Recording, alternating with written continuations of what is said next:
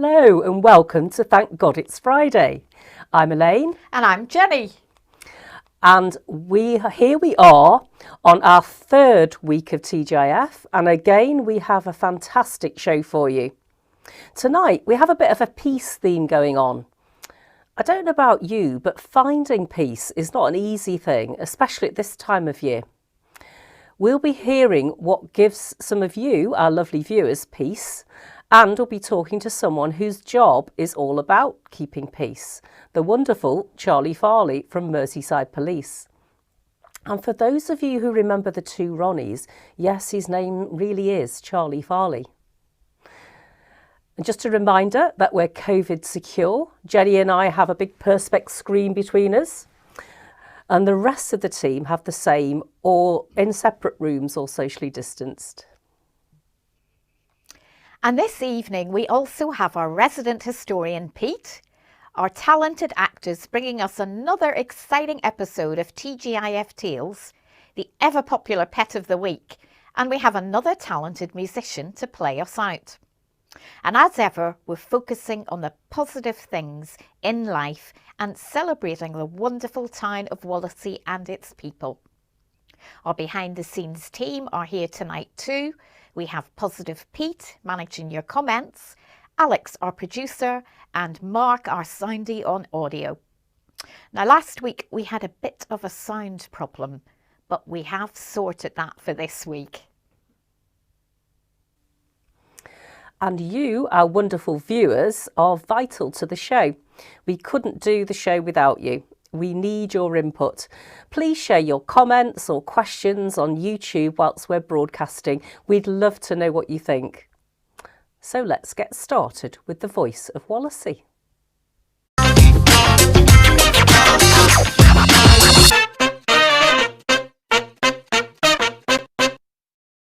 So here's Lindsay from Wallasey. Hi, Lindsay. Hi. Hi, how are you? Good, thank you. You? Yes, I'm very good today. Now, Lindsay, our question for this week is, what gives you peace? Okay, well, I originally did a literature degree and I formed a bit of a love affair with William Wordsworth, who obviously loves being in nature, and nature is my happy place too.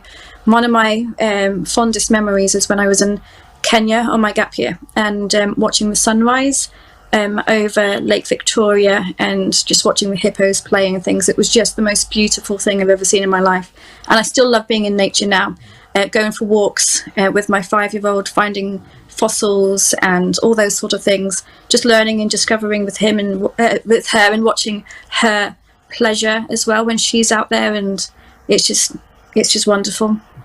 Great, that's lovely. Thanks so much, Lindsay. Thanks. Thank you.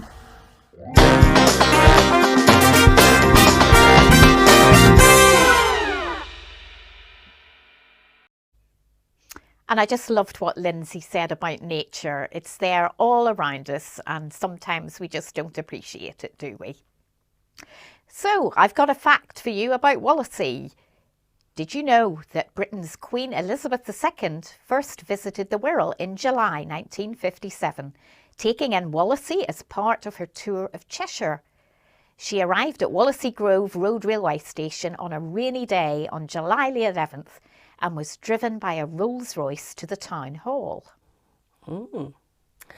And now it's time to chat to our special guest, Charlie Farley, who is the dedicated community police officer for Liscard, Egremont and Wallasey Village.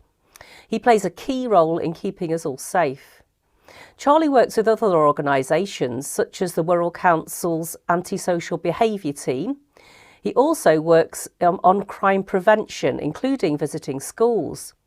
He can be seen on a bicycle, a quad bike, a Land Rover, a car or on foot, and he's the only community police officer to carry a taser.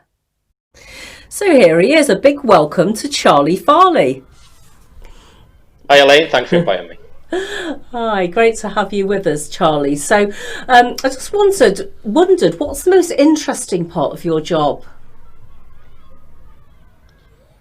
Probably the variety, no 2 days really being the same. You never really know what you're going to be doing from day to day, hour to hour. So you can be dealing with something quite mundane, and then there'd be something happen quite exciting. So it's always keeping you going. Yeah, great. And so is there something particularly interesting that you've been involved in recently? A while back, a group of us, being ex-forces, we set up an army course kind of like a look at life thing. Primarily, it was aimed at the teenagers in the local community who were getting onto the cusp of criminality. So we take them away. Oh, try and work wow. with them. Wow, that's great. So how did that go? It was a real success, Elaine. We looked at the statistics of the people we took away, and crime reduced. A couple of them actually ended up joining the army, which was brilliant. Yeah. So it was trying to teach the youths that we took away that there's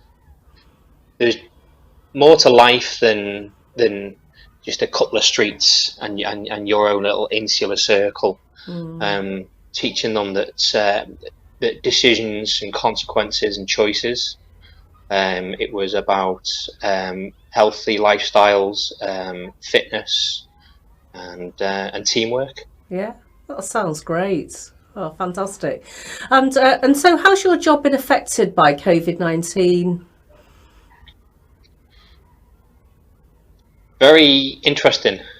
It's a very, very challenging time, concerning as well, especially when it first started, and not a lot was known about it. And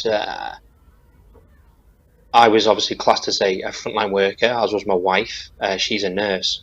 So we weren't sure whether we were going to be bringing it home to the children. So you have your own kind of safety to worry about in your own family, but on the other side as well, it's the responsibilities as a police officer to the public to keep them safe. So it was interesting. Yeah, and so did it sort of get busier as the lockdown went on? Was your job busier? To start with, when the Prime Minister first introduced the lockdown in March, it was very, very quiet. Yeah, we'd be driving around a patrol, and it was like a ghost town. The shops were shut, the pubs were shut. Everybody was adhering to social distancing and staying at home. It made the commute to and from work amazing for me, I must admit. But as time went on, and people got a little bit fed up of sticking to the rules, our jobs got a little bit more busier, and we'd be getting calls that there are groups of more than 6, or their neighbours would be having a party.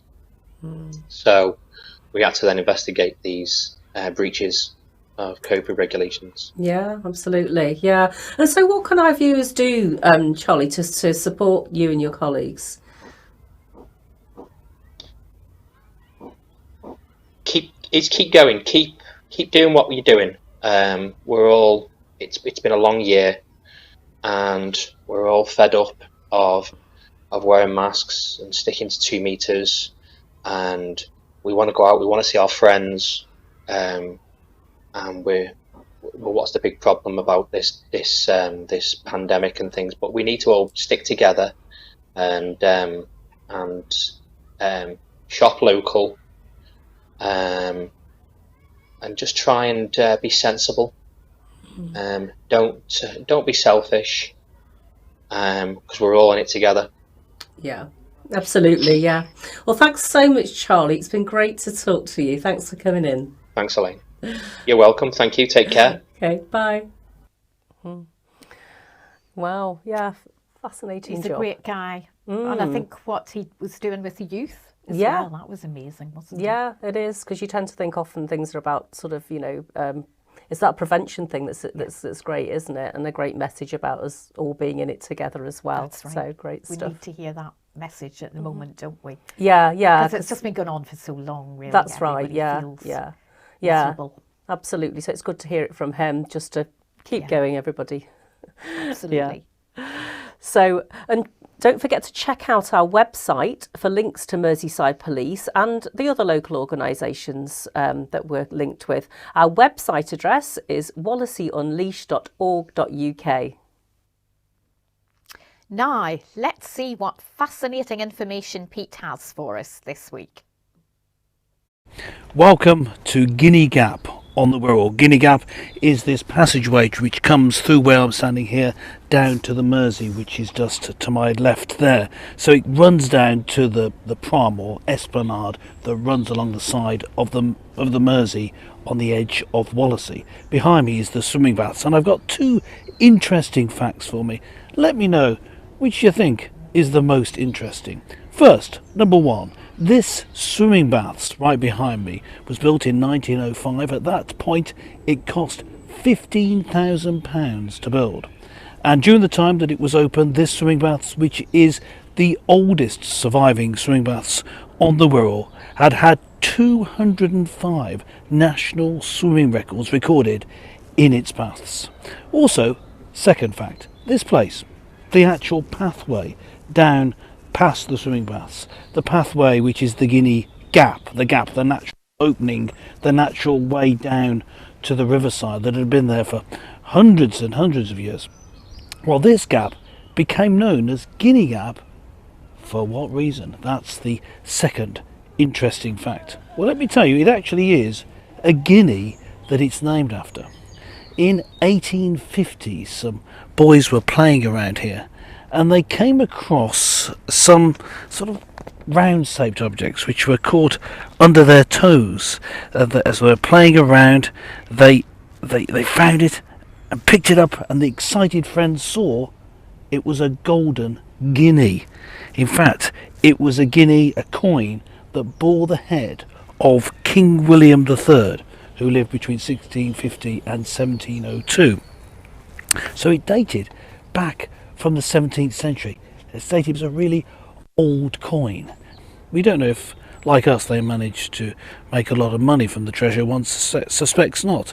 But because a golden guinea was found here, this became known as Guinea Gap. Interesting? Interesting fact. Which do you think is the most interesting? 205 national records in a swimming baths, or the fact that Guinea Gap is actually named after a guinea?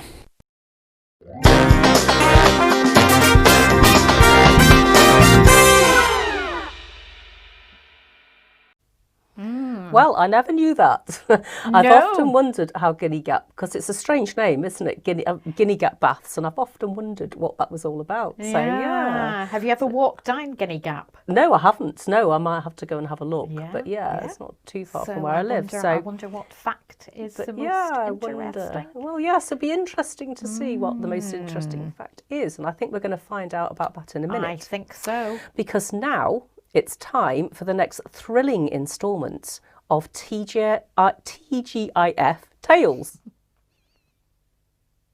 So last week the gold had been discovered, and as our resident expert mathematician, I showed everyone just how talented I am in working out how to share out the money. So £25 split between 5 is £14. Oh, what? That's not right. Look, I'll prove it with addition. I'll write it down. 5 14s, look. 14, 14, 14, 14, 14. Right, I'm going to prove it by adding this up, right? So, 4, 12, 18, 16, 20. 21, 22, 23, 24, 25. Ah! What? No! Yeah, I thought you'd be better at maths, Alex. Yeah. So let's see what this week's episode will bring.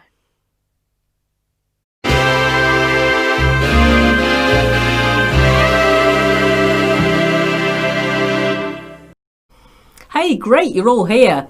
I'm not sure, are you? Alex, are you listening? I'm doing 1,000,001 things right here. What do you want? Well, we're here to decide on Pete's little film. He asked a question at the end. Which fact was the most interesting? Which one should he go with? What do you think? Well, I think it's dolphins. What? Jenny, I know you're fascinated with beasts and creatures and all, But the answer to every single question can't always be some sort of animal, you know. That's what I think. The question was, what's the most interesting fact about Guinea Gap? Is it the gold coins that were found, the ones it was named after, or is it something to do with the swimming? I think it's the fact that hundreds of national swimming records were set there. And you think? It's dolphins.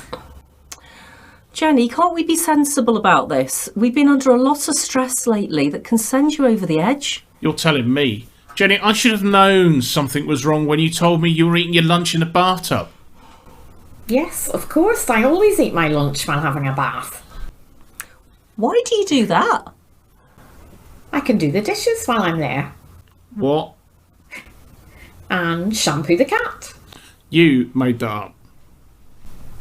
Of course I did. I wouldn't have a cat in the bath with me. He might eat my dinner. Do you think I'm crazy? Well... So what shall we tell Pete about the interesting fact to go with? Dolphins! Jenny! In January 1973, a school of dolphins arrived at Guinea Gap Baths in Seacombe for a 2-week stay in January. The Florida Dolphin Show was staged by the swimming baths. The dolphins came from the Gulf of Mexico. One of the stars was Flipper the dolphin, who leaped and did somersaults to entertain the crowds. You're right, Jenny. That is the most interesting fact. So the answer is dolphins after all.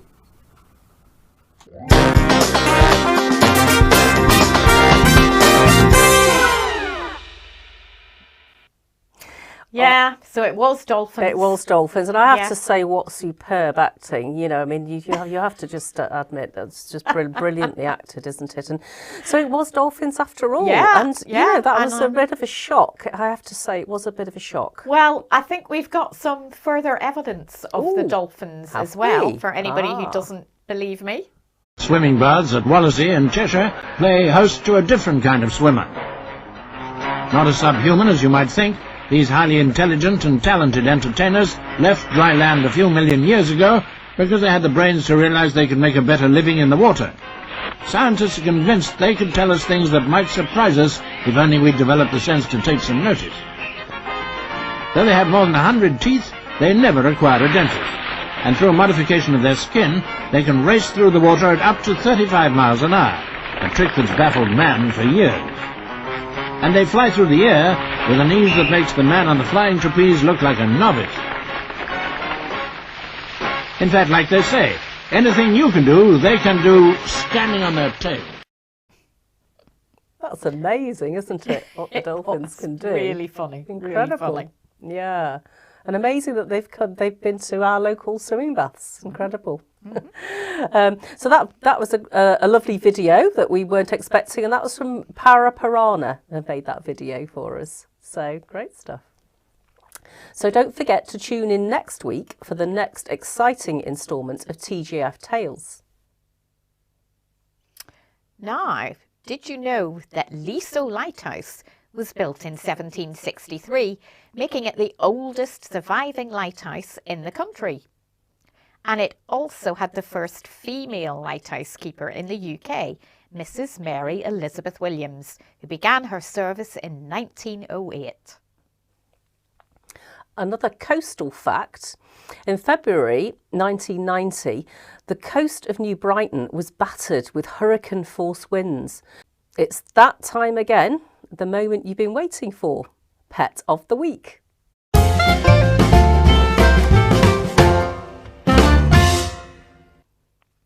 And tonight, to get us into the spirit of Christmas, I thought we'd start by learning a bit more about reindeer. They're really interesting animals, and they have a few weird anatomic features to help them in the snow. So, here's some reindeer anatomy. I think we all know they pull Santa's sleigh, they have red noses, they have names, and they fly. But how much do you really know about them? It's not so crazy to say Rudolph has a red nose, because reindeer actually do have a specially designed nose to warm the air before it gets to their lungs. And their blood vessels in their noses are much more densely packed than ours and really react to changes in temperature to help heat the air passing to their lungs. And they've also got amazing feet. In the summer, when the ground is soft, the hooves expand and become like a sponge to really grip the ground. But in the winter, the pads shrink and tighten, exposing the rim of the hoof, which helps them grip the ice and the snow. And finally, do you think this is a boy or a girl reindeer? Well, interestingly, it could be either, because this is the only deer species in which females also have antlers. Oh, that's interesting. Didn't know that. Yeah, so very Fascinating. interesting animals. Yeah, I never knew a lot and didn't know a lot of those things about it. Yeah. Especially the antler one at the end. I certainly didn't know all their hooves. And the Very feet. The interesting. feet. I think a lot of people don't know that. Yeah, but great the red stuff. nose. It's it's a true story. Very good. So So, we're going Jen, to Pet of the week. Yeah. Rules. Shall we just remind everybody Yeah, about those? that's right. So for Pet of the Week, every week we choose a winner and a runner-up. And we would ask that you could send your photos in before lunchtime, day before. So Thursday, lunchtime, if you can get your pet photos into us, they'll enter the show for that week. Now, also, all these pets, the winners and the runners-up, will go into the Grand Championship final.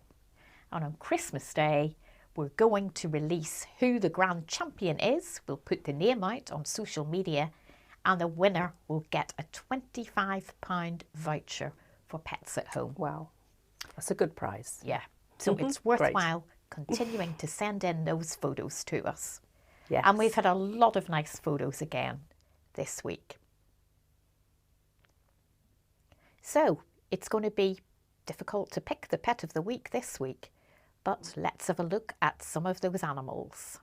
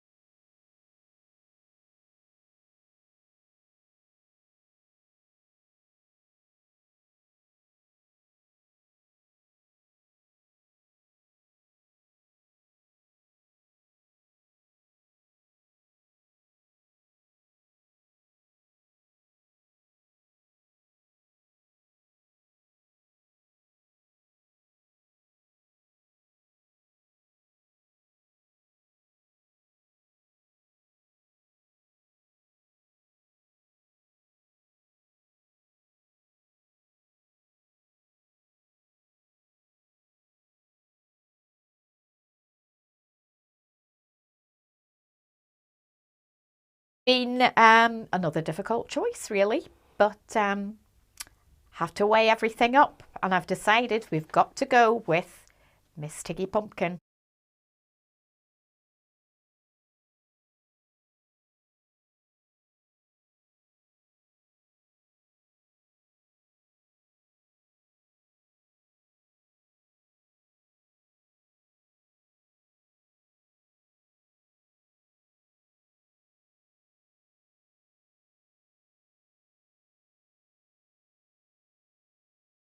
I think we need some more kind of more exotic species, you know, maybe stick insects or that sort of thing. Yeah, definitely. Let's get a change from the cats. So yes, and Rob said that he remembers the dolphin show. We've got Wow. somebody watching who remembers that show. Wow, Great. that's amazing. Yeah. It seems a long time ago, but perhaps it wasn't, you know, but yeah. Yeah. Excellent. You just don't see dolphins in swimming pools any longer, do you? I'm not sure that would be No. allowed now, would it? I think probably No. animal rules have changed, but Yeah, they're it trying to looked take a lot of fantastic. those sea creatures away from the you know, the marine fun parks. Yeah. Great. So I wonder if there's anybody else watching who remembers that. So we've been thinking, hang on, we've got another comment about the dolphin clip. It's amazing. I agree. It's absolutely amazing. Yeah, but he thought the pool wouldn't be big enough. No, that's right. Probably yeah, right. It tends to be in bigger places these now. days. Great stuff. So this week we've been thinking a lot about peace, haven't we, Jen? And you know, and I loved what Lindsay said at the beginning about nature giving her peace, because that gives me peace too. And it's a wonderful thing, peace, isn't it? And I always think of it as when whatever's going on the outside, it's when I'm feeling calm on the inside. Mm-hmm. And it's very difficult to feel that sometimes, isn't it? Especially when life's really, really busy. Yeah. So, but, you know, I mean, but it's great. And I think one of the things that gives me peace, that makes me feel peace in here, is just knowing God. And that helps me to cope with when things are very, very busy around me as well. Yeah. So, I mean, what gives you peace, Jen? I think outside as well. And I think God's very, very much visible in creation. And I think the bit of nature I really like is the sea, the coast. Oh, yeah, me too. Yeah. That gives me a really, really good feeling. Yeah. Walking along the beach, just hearing the waves rolling. Yeah, same here. And I think one of the wonderful things about living here in Wallasey that we're so close to it. Absolutely. Because, it's fantastic. And I know lots of our viewers have commented on that being a really thing that makes a big difference to them as well. Yeah. So, yeah. Especially at this time. Yeah, great stuff. So, and for next week, our question for the Voice of Wallasey is what gives you joy? So if you want to give us your take on that, let us know on Messenger or social media, and we will connect you to the studio to pre-record your answer for next week's show. So if you're feeling brave, we'd love to hear from you. And next week's show is going to be our last one before Christmas, and we're having a special festive edition. So we would love to know your favourite Christmas jokes, however bad, but clean, please. So if you send them in to Wallasey Unleashed Messenger, we'll pick the best ones to use as part of the show. So dig deep, I'm sure you've got lots. We find it a bit tricky connecting with musicians in Wallasey, but hopefully we can sort that out in the new year for season 2. So to play us out this week, we have the incredibly talented Jim Basley again from week 1, with another great guitarist, Gary Lutton. So Alex, our producer, shot this impromptu jam a few years back, and this duet is going to blow your socks off. And it's called Moocher. So if you are a musician or know any local Wallaseyans that may want to play us out, do get in touch or share the show with them. This show is all about the creativity and community, of course, of our town, Wallasey. So take care, stay safe, and we'll see you next week. So here is the wonderful Jim Basley and Gary Lutton.